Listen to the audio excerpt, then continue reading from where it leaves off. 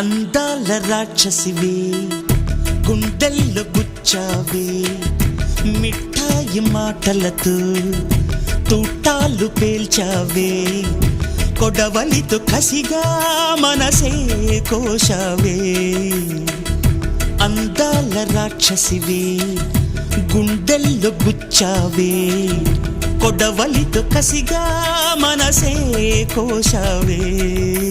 గట్టి మొక్కకు కోత తెలియున బాలకుమరినే కానా